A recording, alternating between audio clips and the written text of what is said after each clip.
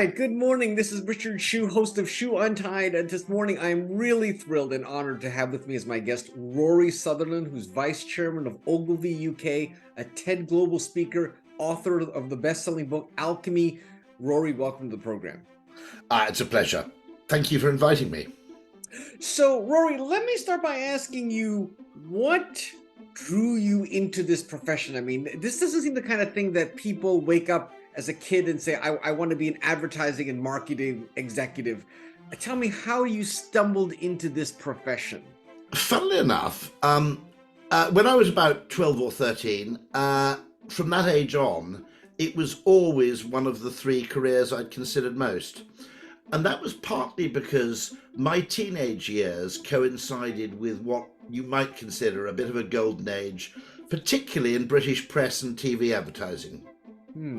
And my brother and I, my brother was 18 months older than me, we'd fight over, for example, the Sunday Times colour supplement every week, not really because we were fighting to read the articles, but because we were fighting to read the ads. And there was some tremendous... Britain was an unusual place because we only had one and then latterly two commercial TV channels in my childhood. Yeah. So advertising tended to be a big budget thing. It was a national or international thing, and the budgets for production were correspondingly high. So I was always fascinated with advertising from pretty much my actually pre-teen years, in fact. And then secondly, in a rare case of a school careers master perhaps getting it right, when I suppose at the age of 15 or 16, I did some sort of psychometric test, and then the school would recommend different careers you might consider. The two that came top, I'm fairly sure, were lawyer and advertising copywriter or advertising creative. So that's a rare case, I think, of reasonable predictive ability.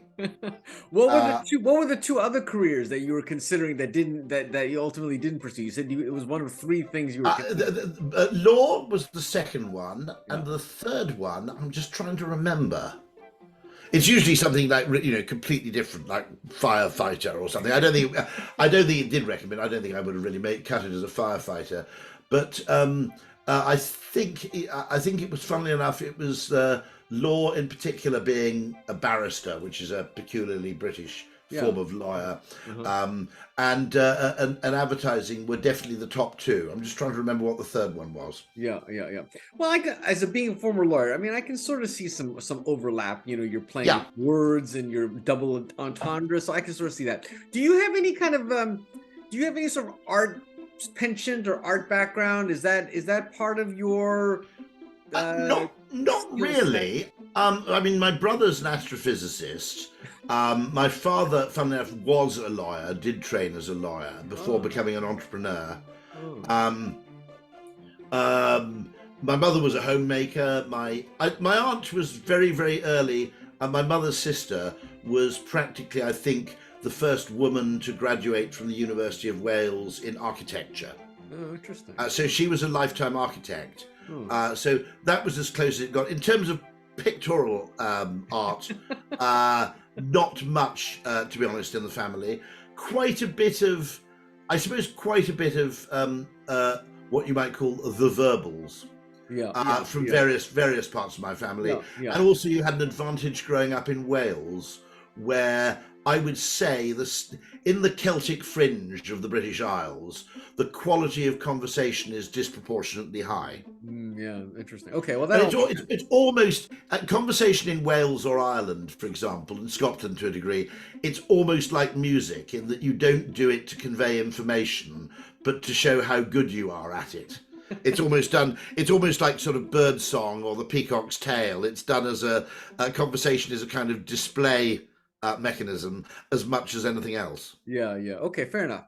Well, so tell me, at what point after you decided to pursue this career did you kind of had come to this realization that you're actually pretty good at this, maybe even better than pretty good? At what point did that realization come to you? I'll be honest, I don't think I was brilliant at it, in that there is a kind of creative person better than me, I think, who's a kind of Mozart figure.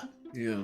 And you come across them in advertising quite a bit, where their understanding of, how to write advertising is completely instinctive. It's completely innate. It's almost a kind of tacit skill. They just know how to do it.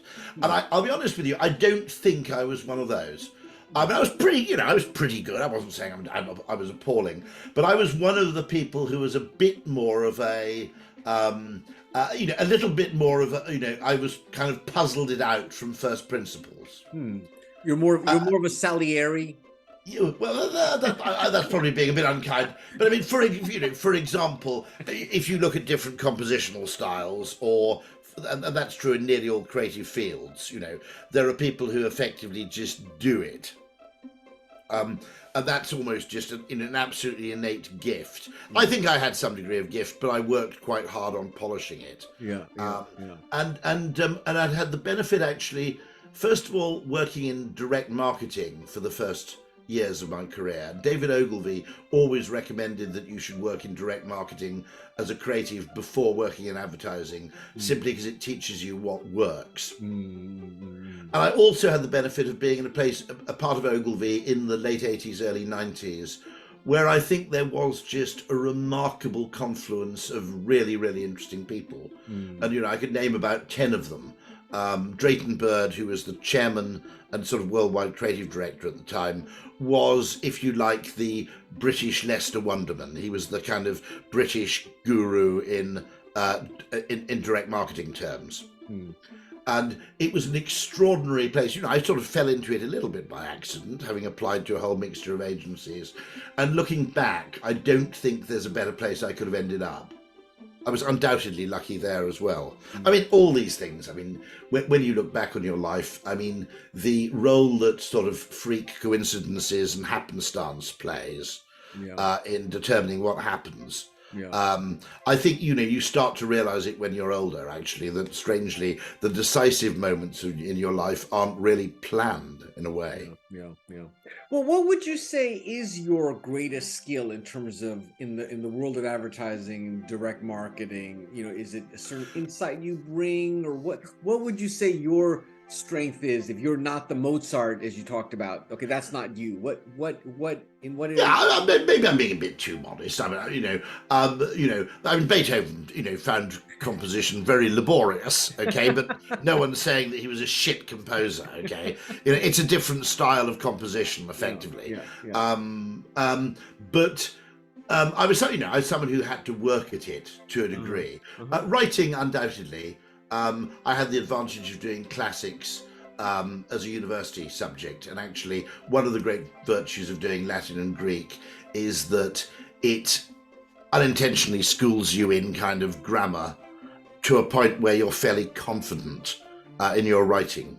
And so that was another great thing about direct marketing. It gave you fantastic practice in long copy, which I think is a kind of dying skill within the advertising industry a little bit. Although, funnily enough, a lot of digital content is actually long form or long copy. But I also think that I did have an instinct for salesmanship or persuasion. And so when behavioral science came along, or behavioral economics came along, and effectively codified a lot of the things I'd always instinctively believed, and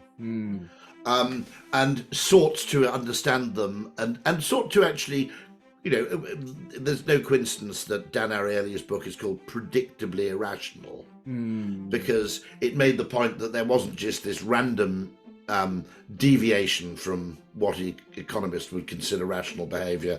There were consistent, and I hate the word biases because it contains the implication that what you're doing is wrong. Actually, you can't say that what someone's doing is wrong until you know what they're really trying to do. And actually, in many cases, what people are trying to do is far subtler than what an economist would deem them to be trying to do. But even though I hate the word bias, there are, let's phrase it another way, there are recurring patterns in human behavior. And so I undoubtedly had, direct marketing was the best place. It was like the Galapagos Islands of understanding human behavior, because you perform these enormous tests fully funded at enormous scale, at a scale that academics could only dream of in many cases. And it was always interesting to me to find out how surprisingly trivial things would have an extraordinary effect on people's propensity to buy something. Such as, give me some examples. Well, okay, this is the perfect example, and apologies to anybody who's heard the story before. But very early on, we were selling a British telecom product, which you would have had in the States, and you would have probably called them, you might have called them star services or network services, but they were funny little things you could do with your telephone, your landline telephone, using the star and hash keys. Yeah. Like diverting calls to another number, turning on call waiting, three-way calling, that kind of thing. And the telephone company at the time charged for them, and so was therefore eager to sell them to people as a benefit of their new digital exchange that had recently been installed. And because these services were kind of available one exchange at a time, they tended to promote them through direct mail rather than through mass advertising, because if you'd done mass advertising, you would have pissed off half the population whose exchange was not yet capable of offering this thing. And anyway, so we simply sent letters out to people telling them these things were available, how much they cost per month, and simply saying if they'd like to add them to their telephone subscription, they were to call an 0800 number and speak to someone free, a 1-800 number in American terms, or tick a box on the bottom of the letter, pop it in a prepaid envelope, and put it in the post. And rather luckily, we had a client who was slightly mad, who was really annoyed by the fact that we were allowing people to respond by post, even though they're a telephone company. He may have had an ulterior motive in that, he wanted to keep the call centre busy for, reasons of his own. But he demanded that we remove the postal option of response. And we said, as is quite correct for a direct marketer, let's test it. So we took 50,000 people at random, three cells of 50,000 people. One lot got phone only, one lot got post only, and one lot got the choice of both. Now, bear in mind, everything else other than the mode of response was identical. And in that case, you had the response rate by telephone only was something like 2%. The response rate if you only allowed a postal response was about 6%, I think. And if you gave people both options, the response rate was not quite the sum of the two, but practically it was maybe 7.9%. Okay. Now, if you're an economist, this is an extraordinary finding. In other words, the price doesn't vary, the product doesn't vary. To an economist, okay, the economists aren't total idiots. They acknowledge there are things called transaction costs. And some people may find it tedious to go to the post box, and some people may find it tedious to pick up the phone. But what you wouldn't expect is effectively that the mode of response was the principal determinant of whether someone bought the product. It's a bit like saying, it's a bit like the finding that everybody would buy Coke from a vending machine, but no one would buy Coke from a shop next door. It's equivalently weird, if you like, as a finding. And that was the kind of thing where I immediately realized, look, this should be a whole field of study, because this kind of finding is absolutely extraordinary. And if anything, by the way, justifies the existence of marketing, it's cases like this where the actual human behavior completely deviates from anything an economist might predict or consider rational or normal behavior or even perception. And my only suggestion, by the way, was to say, well, next time we do this, let's add a fax response. There was no internet back in there wasn't internet back in those days, but no consumer use of the internet. I said, okay, the best thing we can do is add a fax response, and maybe we'll get another 0.5%. Right. But it really was that strange. And immediately at that point, I used to call this the thing for which we have no name. There's a missing science here, I said, where we ought to be studying this much more, because the potential value of discovering where else these patterns might emerge in commercial terms is clearly enormous. Yeah, right. And so that was the kind of moment where I had a kind of epiphany. And for a few years thereafter, occasionally I would read books on behavioral science, Hmm. but I would also study results, various results that came in. And I'd also, I suppose, some part of it was also introspection. Hmm. Now, let me give you an example. We have supermarket loyalty cards at the moment. Yeah. And increasingly, what the supermarkets do, and it's quite a clever thing in a way, particularly in a kind of cost of living inflationary crisis. You only get their discounts on the products if you have the loyalty card. In Hmm. other words, it's when you show the loyalty card that your discounts get subtracted from your bill. If you don't have a loyalty card or you can't be bothered to show one, you don't get the discounts. Mm-hmm. Now, interestingly, this now has been introduced by two of the leading British supermarkets in about 2020. I don't know at whose behest. Back in about 2002, I suggested to a supermarket that they do this. And my argument was that the perceived value of a discount is higher if it's perceived to be exclusive than if it's perceived to be offered to everybody indiscriminately. Mm. Okay? So the fact that the discount is being deployed and made available to an exclusive group, albeit a pretty large group,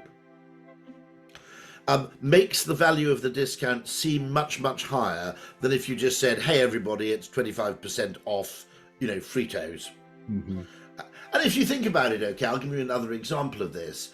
If you had a mate who ran a BMW dealership and he said, look, Richard, anytime you want to buy a Beamer, I can actually get you 25% off, okay?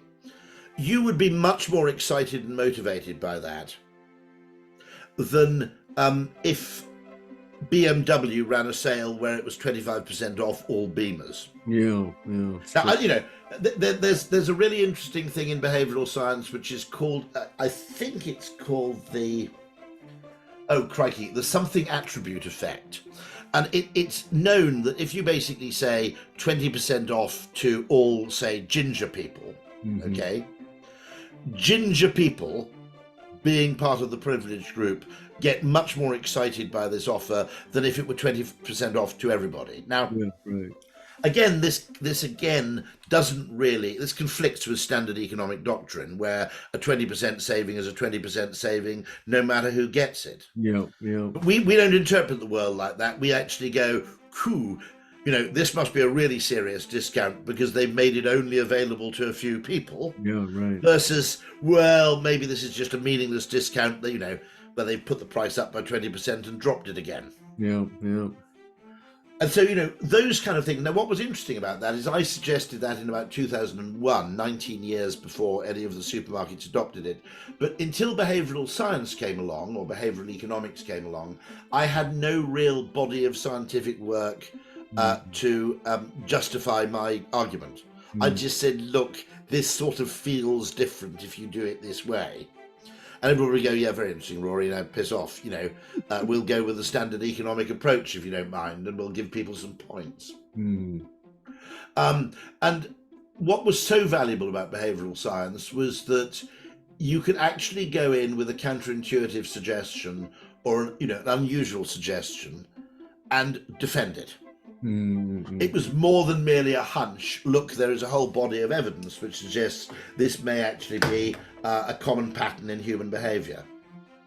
So do you now incorporate a lot of behavioral science research and findings into your marketing and advertising work? I mean, are those two industries really merging at some point now?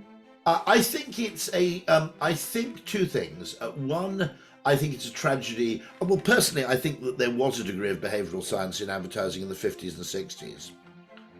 If you'd gone to an agency, particularly in Madison Avenue at that period, and you would have found an agency psychologist kicking around somewhere. And there would have been people who were actually, because the agency to some degree was the client's own marketing department back then. And I think somehow the discipline fell between the cracks. And it may just be that agencies were making so much money making TV commercials for a period of time that they didn't have to care that much about ancillary services. But I think what I'm doing is actually, to be honest, is restoring something Hmm. to the industry rather than actually introducing it afresh. And I think it's essential because I think that, how will I put it? I think that an understanding of psychology and a deeper understanding of psychology combined with creativity is a kind of superpower. Yeah, yeah, yeah. Well, give me another that discount store is a very good example. What are some other examples where behavioral psychology maybe help influence advertising or marketing and maybe in a way that's not to be expected? Well, my client Chris Graves always talks about a thing he calls the real why.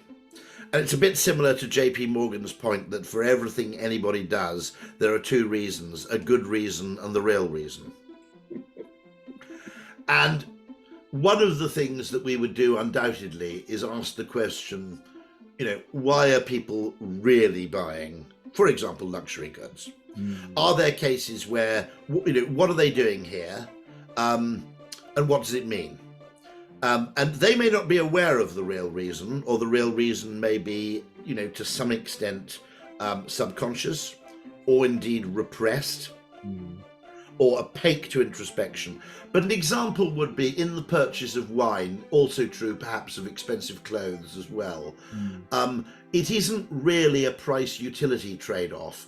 People buy expensive wine to mark the significance of an occasion.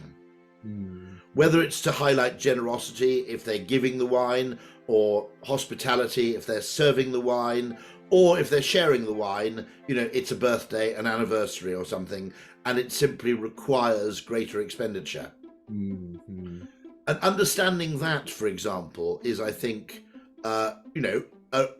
gives you an advantage in knowing both how to sell wine and also how to price it. Mm-hmm. That actually, this will be a classic case of a kind of Veblen good, where it doesn't matter how good your sparkling wine is. Your sparkling wine can be better than vintage Bollinger. It doesn't matter. If people think you've only spent $9.95 on the bottle, it's not doing its job. Which is almost human potlatch, actually. Yeah. It's actually, the destruction of valuable resources to mark the significance of an occasion, or to, as a show of wealth or generosity or whatever. Now, going back to your earlier point about we buy things for we buy things for 2 There's reasons. a real reason. There's a real reason. Do you need both to buy it, or do you only really need one?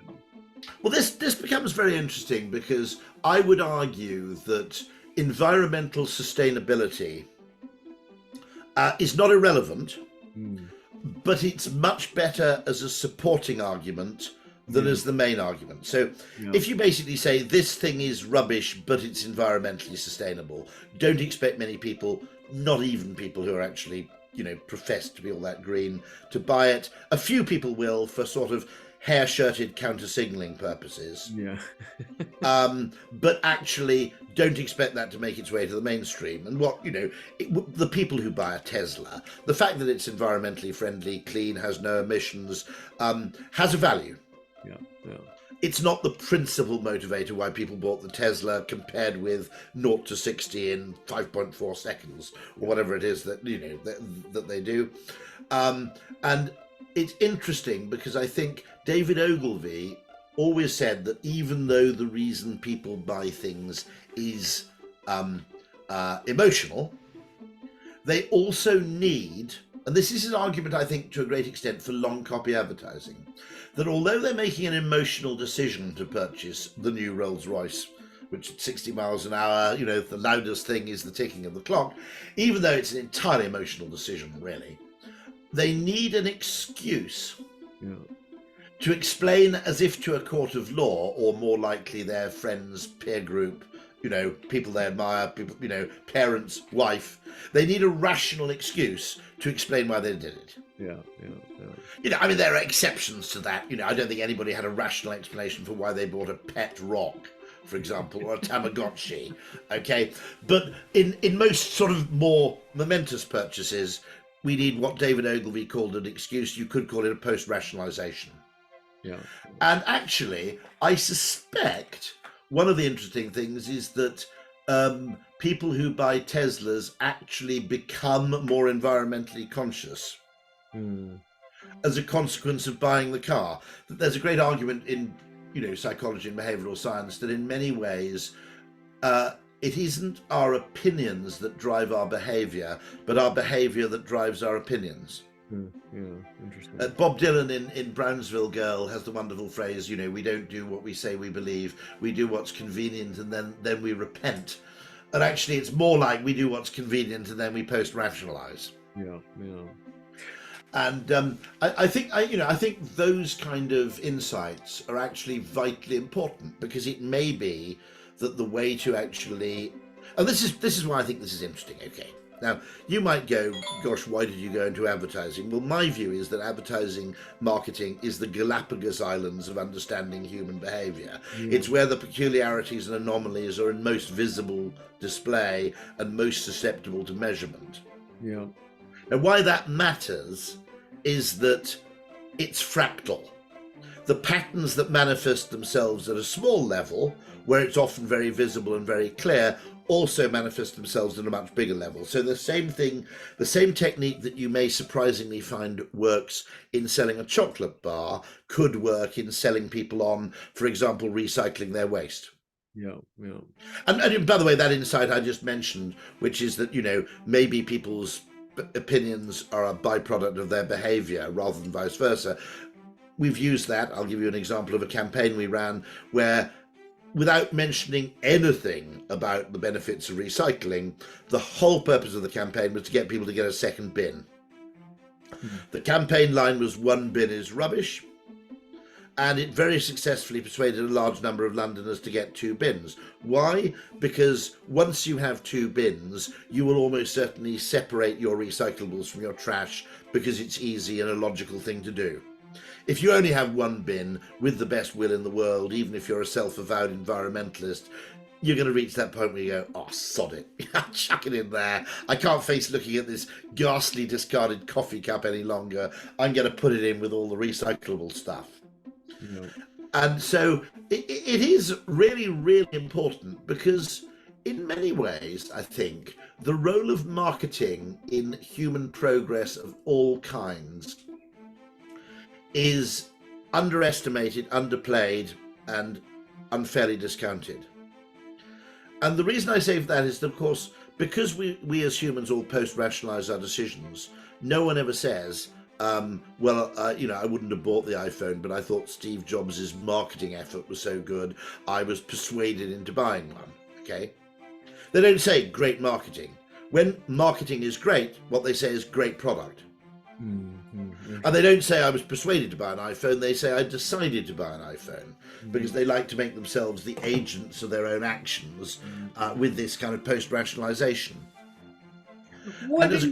And I think it's very, very important that we understand the extent to which that goes on, because otherwise an awful lot of political campaigning, I think, is actually counterproductive, because it creates reactance and resistance by continually hectoring people rather than just making it easier for them to do the right thing.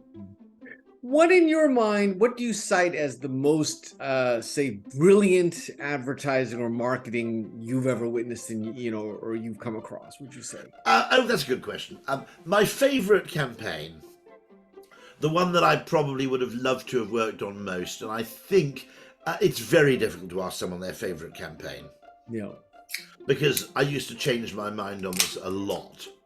And obviously there's a campaign for a lager in Britain, Stella Artois, which used the line "reassuringly expensive," which, as Jeremy Bullmore, the great British ad guy, remarked, is probably, the perfect advertising end line. Every single brand should aspire to be reassuringly expensive. But the other one, which also is for a beer, which I absolutely adore, which is from your side of the pond, is "the most interesting man in the world," Dos Equis. Oh, interesting. Why? Well, 2 things.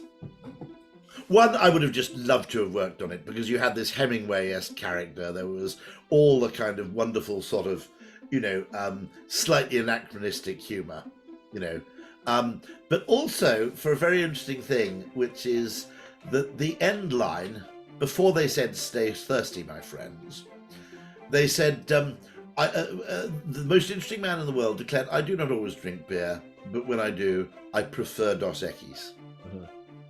And of course, it's brilliant because nearly every advertising campaign wants to pretend that the spokesman uses nothing other than your product. Now, of course, it's actually completely inaccurate even for everyday consumers, okay? They have a repertoire. And I think, by the way, that's something that government needs to understand better. Don't start persecuting car use or being nasty to car users. What you've got to do is take car users and broaden their repertoire of transport. Okay? And I think that's often misunderstood, that the idea is that people are drivers or train users or cyclists. Now, actually, most people outside peculiar conditions are actually a mixture of all three at various times in their life or their day or their week. And I just love that detail, which is that someone said, but the most interesting man in the world wouldn't always drink beer, because that would disqualify him perhaps from being the world's most interesting person if he only has one brand or one type of alcoholic beverage. So I just love the way in which they handled that at the end. There's something about that which was just a piece of copywriting which was genius. You know, it was kind of like, oh my God, we're in a bit of a corner here. What does he say as the endorser of this product? And as an act of writing your way out of a corner, I just can't help. I don't know who it was, actually. I should know the agency, and I can't remember. But I still go back to YouTube and rewatch those things just for their glorious funniness. How do you evaluate a company that we all know a lot about their marketing, which is Apple? How do you assess their messaging, the brand that they've created, the value? I mean, Warren Buffett says, you know, Warren Buffett talks about how if you had to give up a second car, your iPhone, people would rather give up their second car, or, you know, whatever. That's how valuable it is. What is your view about this? Yeah, it's crikey. I mean, we ought to bear in mind, first of all, Jobs was really a marketer, not a technologist. Yes. He was a designer, he was a genius, but just like Edison, actually, who was as much a huckster as he was an inventor. Okay. But of course, the history books remember these people as inventors, not as salesmen, because it's a kind of higher status attribution. And of course, because once we're all persuaded to buy their products, we forget the work that went into selling them. I spent a lot of my working life selling people on having broadband at home. Now, to all but maybe 10, 15% of people in the developed world, that's kind of a ridiculous question now, okay? You know, you'd no more move into a home which couldn't receive broadband than you'd move into a home that couldn't receive electricity, okay? Yeah. It's unthinkable. But there was a long period, just as there was a long period where people needed to be persuaded to get mobile phones. And of course, with those ratchet products, once we have them, we forget that we needed to be persuaded to buy them.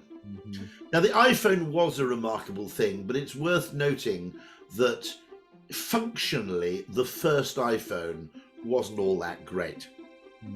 Okay, it did have a browser, it had a very, very beautiful address book. It had the weather, I think it had a calculator. Bear in mind, there was no app store back then. And it's worth noting that that was a product that really won out on the loveliness of the user experience rather than any objective quality of superiority as a phone. In the same way that I think Dyson wins really through the quality of its design and the beauty of the devices and the fact that they're transparent, which I think makes them slightly more satisfying to use. But actually, I think that nearly all great inventions require much more marketing than we realize in retrospect. Now, just to give an example, one of the things that used to absolutely preoccupy me pre-pandemic was the low adoption of video conferencing. Because I'd been using Zoom for several years, it was absolutely clear to me that Zoom had effectively solved all the technological glitches that bedeviled video conferencing beforehand, in that we have spent this whole conversation. Are you on the West Coast or the East Coast? But West Coast. I mean, West Coast. Okay, we're about 5,000 miles apart or thereabouts, and yet there has been not a single glitch. In this conversation. That's kind of amazing. Yeah. Now, there was another facet to the success of Zoom, which I don't think was noticed enough, which is unlike FaceTime, unlike Skype, unlike most of the precursors, it worked on the meeting room model, not on the phone call model. Now, for business use, there are almost no circumstances in which I would video call a client or a superior, or actually a junior for that matter. I think it's just rude, okay? Unless it's your family or your 3 closest friends, the very act of video calling someone is just intrusive and weird. It's like turning up at their house unannounced. Okay, something about it was a psychological obstacle. So Zoom got that right, and they also got right the click a link and you're straight into the meeting room, or at least into the waiting room. And by creating a URL for the meeting, they also created a product where even someone who is technologically pretty useless couldn't cock it up, because of course in a meeting of 10 people the quality of the meeting was often determined by the behavior of the most incompetent participant. You know, if you had one person who was having trouble getting on, that was your whole meeting ruined. And at that point, you know, people were saying, well, I'm not doing this again. Next time we're going to fly to Frankfurt or fly to Boise, Idaho and conduct the meeting in person. But that was a case where it actually took a pandemic to really get a technology adopted to the extent that was healthy and sensible. And so I think that nearly all really important ideas, I occasionally use the phrase, the future's already here, we just don't know how to sell it. And quite a lot of very, very great businesses owe their success actually to a genius bit of, or one or more genius bits of marketing, design thinking, psychology, insight, rather than to the inherent genius of the technology. What was the genius in marketing for Dyson? I mean, if it's not the technology, what was the genius in the marketing that could convince somebody that I should pay twice the price of a vacuum, or whatever, 3 times the price? I think the pricing was part of the genius because it actually evidenced seller confidence. No one in market research would have suggested charging that price, by the way. Yeah. Now, we got to caveat that because it was probably the pricing, the very high pricing, that did for the Dyson washing machine. But apparently they were also fantastically unreliable. But there's an interesting YouTube case study about why the Dyson washing machine failed, because they had a contra-rotating drum and basically something went badly wrong. I can't remember the details. Yeah. Similarly with the Dyson hairdryer, but a very large part of it is design. And also, of course, you have the engineering story about cyclonic technology, which is the rational excuse. Yeah. You know, and so I think that interplay between, you know, making a vacuum cleaner an object of desire, which had never really been attempted before, for perhaps predictable reasons, because it sounds mad when you look back on it. But that's the most extreme case, I think, the genuine case where I definitely would have told him not to do it. If he'd come to me in the unlikely event that James Dyson had been interested in my marketing advice and he said, I think there's a market for an £800 vacuum cleaner, I would probably have said, mate, you know, let's look at the market. Okay, there's Miele at the top. You know, the sweet spots around about the $200 mark. There's Miele at the $400 mark. There are cheaper alternatives at the $99 mark, but there is absolutely no evidence to suggest there's a market for a $900 vacuum cleaner. And besides, I would have said, if anybody has $900 to spend on a vacuum cleaner, let's be honest, they probably don't clean their own home. They pay someone else to do it, so why should they care? You know, about baglessness or anything else. And so that is a case which is kind of amazing, I have to say. In other cases, you know, Red Bull, for example, Nespresso, other examples where there wasn't really any pre-existing evidence to suggest there was a market opportunity there, I can make sense of. I can kind of decode them or reverse engineer them to some extent. But Dyson still leaves me a bit, not that I don't want one, not that I'm not tempted to buy one whenever I see one, but it still leaves me a bit, what's going on here? I'm not quite sure. Yeah, yeah.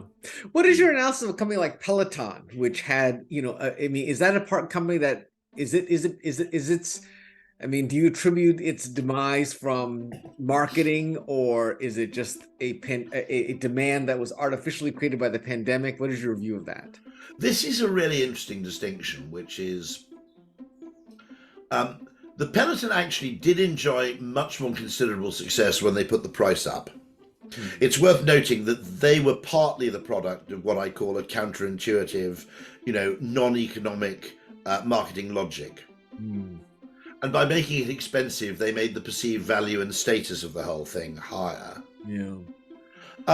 I don't know why I mean, as you can probably tell from my appearance, I'm not a massive consumer of home fitness equipment. I don't fully know, and I'd like to discuss this a bit more, why it fell off a cliff. Now, obviously, you had this slightly unusual thing that it probably hit its peak during the pandemic. Yeah. Where I mean, the brightness of city investors doesn't always impress me, and it always struck me as amusing that, the investor community was kind of aghast that after lockdown ended, that Netflix lost subscribers. Kind of going, look, okay, if you can imagine the perfect circumstances for a home streaming subscription service, okay, it's conditions under which you can't leave your house. If ever I were given a sort of 10 stretch at Leavenworth, one of the things I'd buy first is, let's see what I can get in terms of home entertainment, right? I'm basically in prison. I'm under house arrest, okay?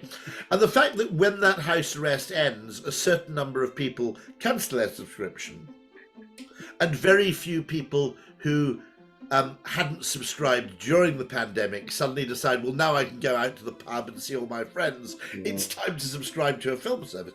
The fact that they were surprised by that did make me think, do these people really know what's going on at all?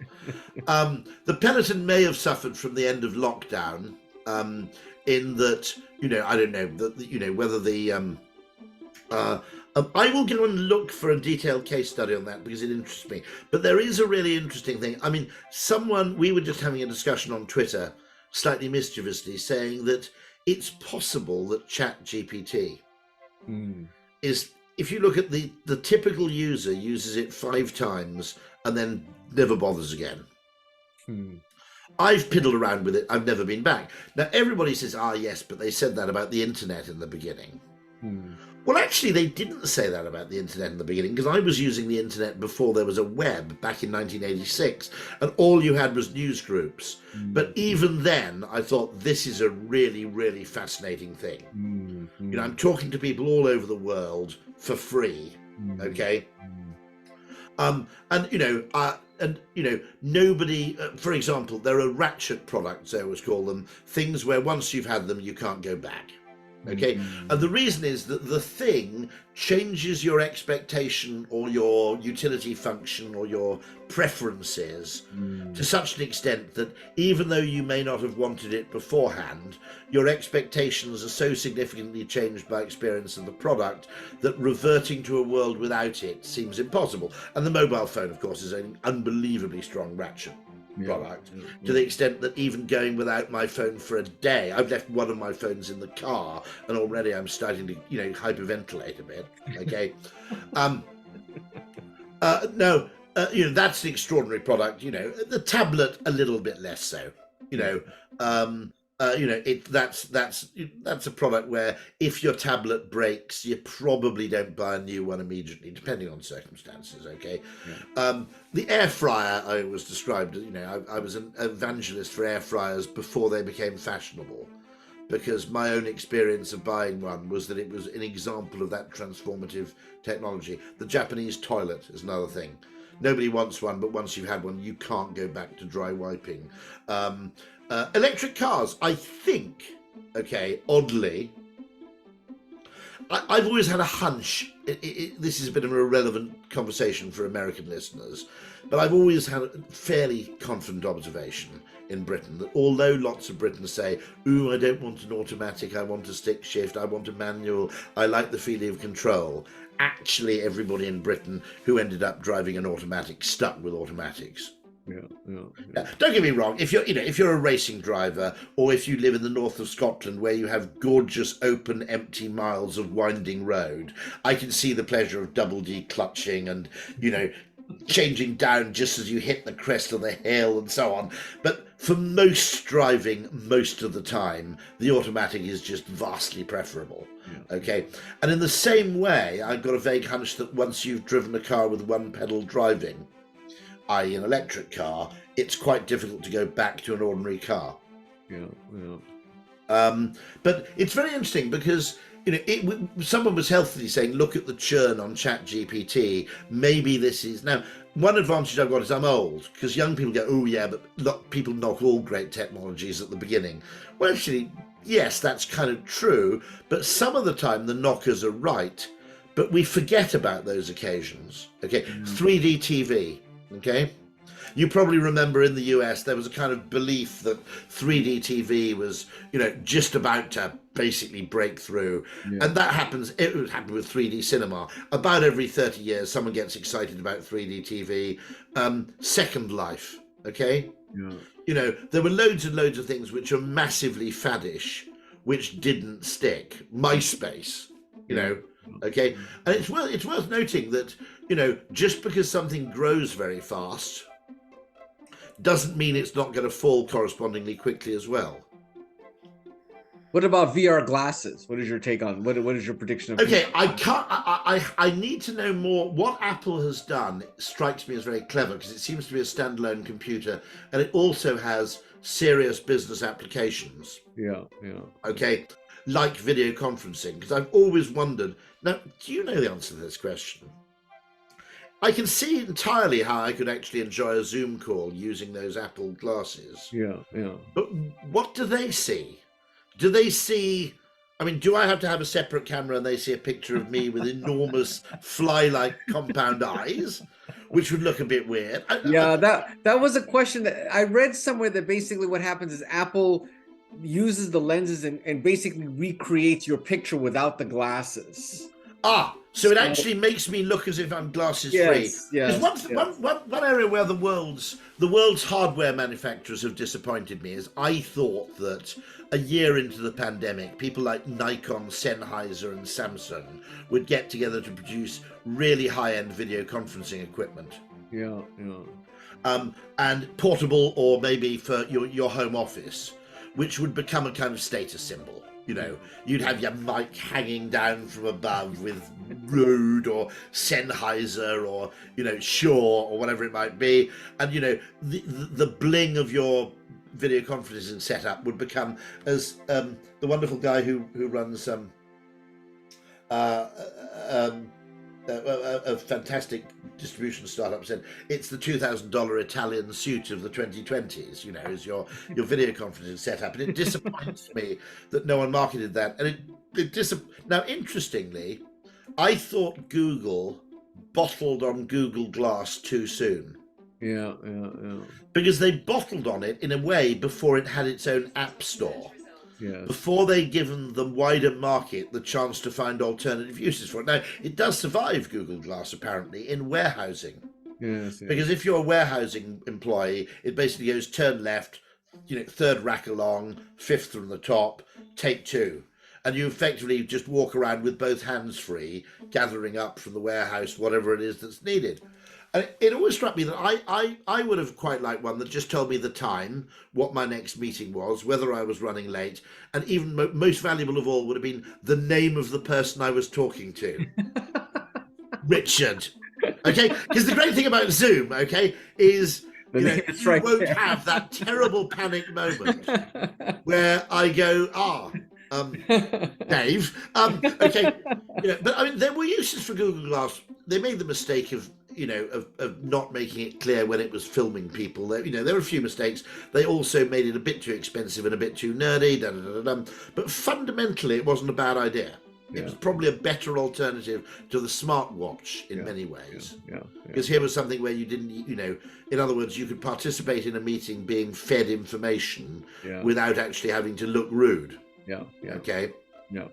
Let me ask you, I don't want to take too much more time, but talk to me a little bit about what your thinking is on the connection between value and pricing. We've kind of talked about that, and obviously, sometimes in some cases, dice is a good example where when the price is higher, people perceive a higher value.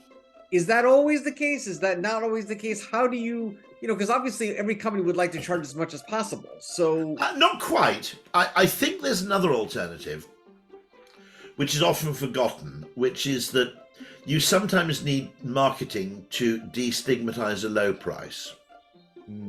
So a company that's done that very successfully is undoubtedly Southwestern, the airline, or EasyJet in the UK, where you explain why it is you can do what you do so cheaply. So one of the interesting things when those low-cost airlines launched is they made a lot of noise about the fact that you don't get a meal, you don't get in the early days you didn't get a pre-allocated seat. That may still be true on Southwest, is it? Yeah, it is. I think it is. You don't get automatic checked luggage allowance, blah blah blah blah. Now the reason they did that was that they needed a rational reason for the consumer to feel that they were cutting costs on things they didn't want, rather than cutting corners on safety, security, the quality of the pilots, the maintenance of the engines, other factors. Now, to be honest, okay, the reason low-cost airlines are low-cost airlines isn't that much to do with those symbolic emissions. Okay, it's more to do with the fact that the pilots have less generous pensions, that you work the planes until 11 o'clock, 12 o'clock at night. A plane will start flying, you really sweat your assets, fast turnarounds, sometimes cheaper airports, you land at cheaper airports, you have one fleet, so pilot training is minimized, etc. So the real way you're saving the money is in rather complicated business ways, which consumers who aren't readers of the Harvard Business Review probably aren't all that interested in. Okay, so what you do is you do these symbolic things like no frills. Okay, you call yourself a no frills airline, and you don't give food, and you charge people for checked in baggage, and you charge for the food on board. And that's an interesting case where you create what is sometimes called rational chic. In other words, it's not low price as a mark of desperation, it's low price as a mark of intelligence, if you like. And that's a very interesting new category of brand. I suppose Target would be probably an interesting example in the US, for example. Where you somehow, IKEA, another interesting point. They deliberately make the shopping experience a bit grim, because you go, oh, I see, I'm saving money on, on groveling salesmen. I'm not saving money on the basic quality of the furniture. Interesting. So I mean, the actual, when I say the future's already here, we just don't know how to sell it.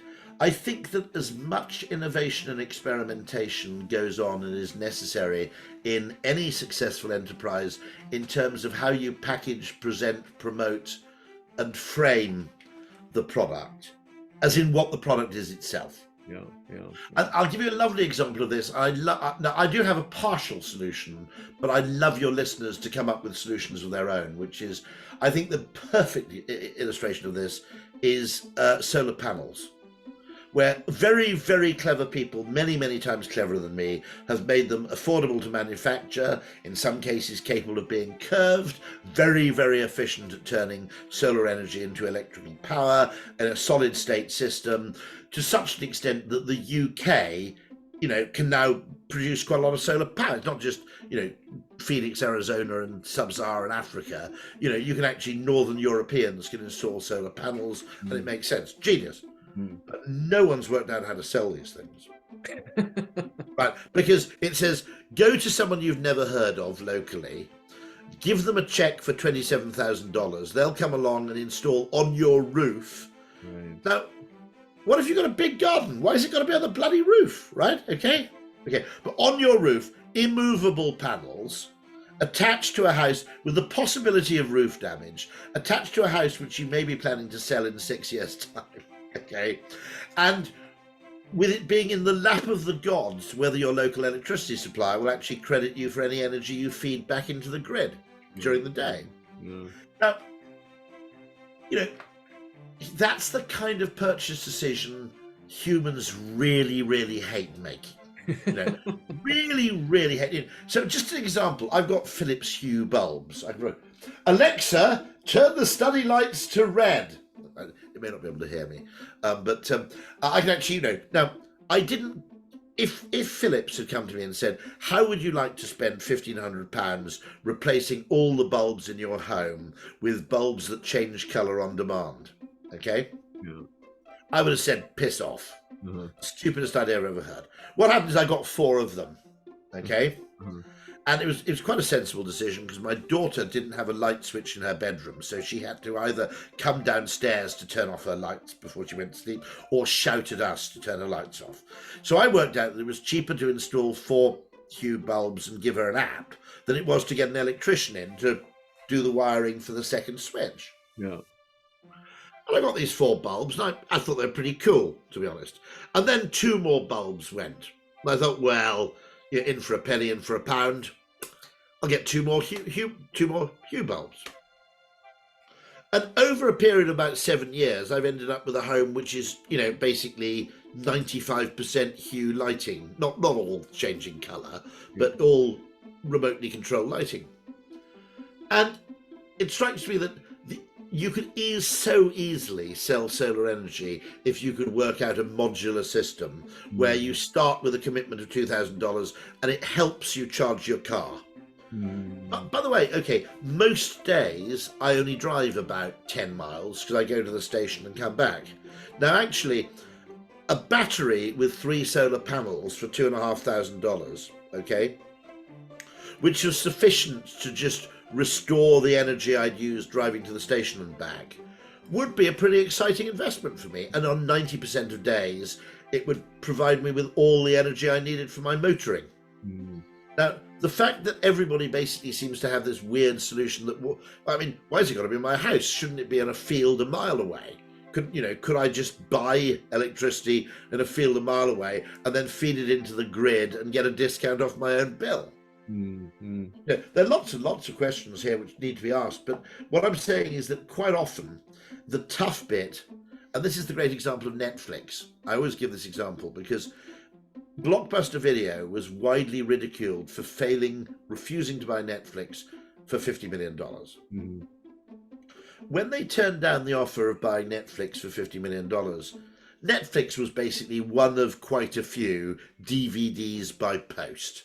Rent them by post, send them back by post, pay a certain amount to rent the film. And there was nothing really Netflix did which Blockbuster couldn't have imitated with 6 months' work. So why they needed to buy Netflix for, $50 million wasn't entirely clear. It was a few months later when Netflix was actually desperate that it came up with the killer breakthrough idea, which was 3 DVDs for X dollars a month, return as many as you like, no late fees ever. Now that's a risky proposition to offer, because had large numbers of people actually been total film nuts and basically returned a Netflix film every 2 days, okay, it could have cost them a fortune. It could have, really. Now, I imagine they tested that first. Maybe they didn't. But pretty quickly they realised that inertia sets in, and it's a bit like gym membership. Every gym would collapse if every member attended to the extent they planned when they first joined, okay? Yeah. And that probably was true of Netflix membership as well. But that was the breakthrough idea. DVDs by post was not the breakthrough idea. It was finding a proposition that the consumer felt was irresistible. Yeah, interesting. And that was a marketing innovation. It wasn't a product innovation. Yeah. Rory, it's been wonderful talking to you. You are such a legend. I was thrilled to have you as a guest. I'd love to, check in with you in a few years and see what trends have emerged since now. Your podcast is wonderful. Stay interested. I'd love to rejoin anytime you like. It will be a pleasure. This is Richard Hsu and Rory Sutherland. Thanks. Thank you so much.